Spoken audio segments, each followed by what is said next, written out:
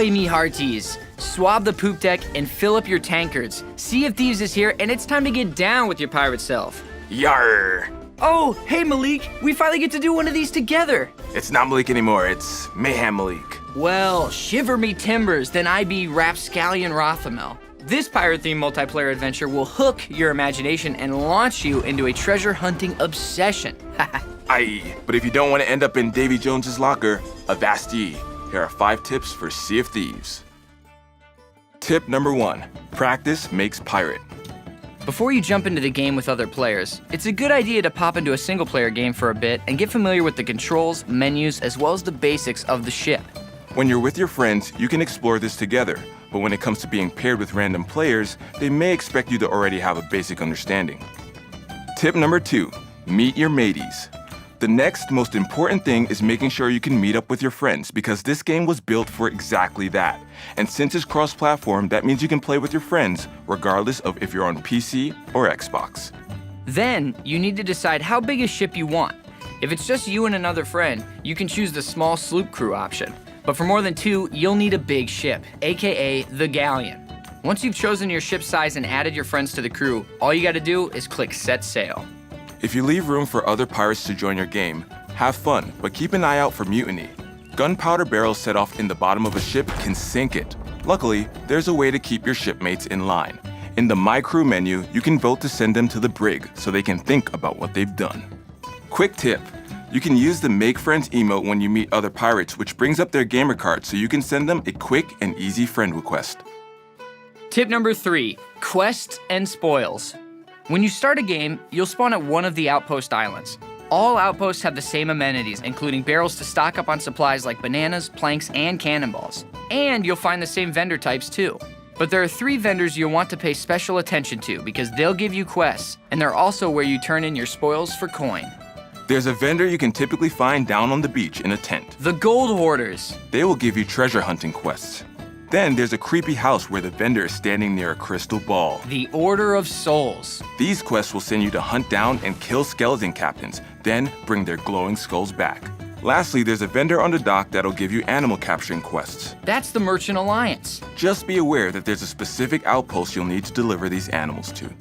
As you complete quests, another solid tactic is to split up your loot. Leave the least important items out in the open on your ship, then hide the good stuff in other, more well-hidden spots.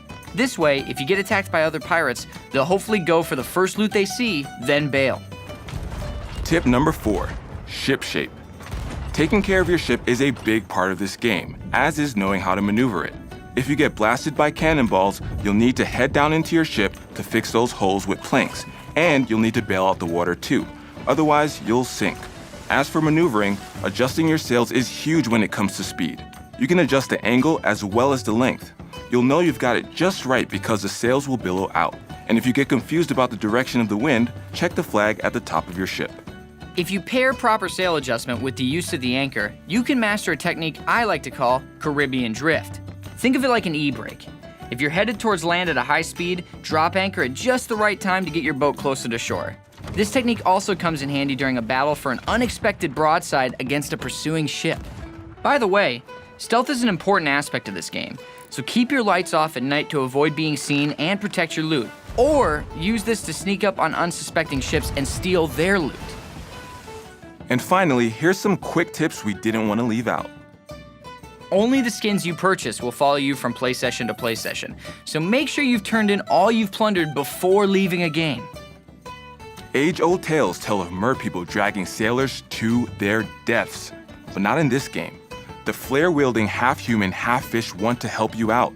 They'll warp you back to your ship, or if your ship's been sunk, they'll send you to a nearby island where a new ship will be waiting for you.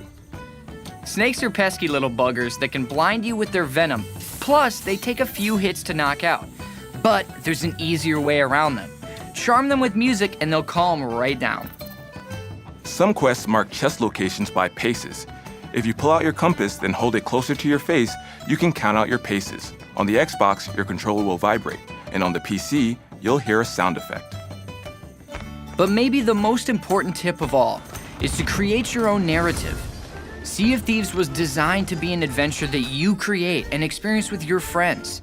So immerse yourself in this gorgeous world and get into character. Gather your best mates, hoist the sails, and search for that sweet, sweet booty. And remember, there are good ships and wood ships, ships that sail the sea. But the best ships are friendships, may they always be. Yo ho, a pirate's life for me. Ugh, I think I got scurvy just from singing that.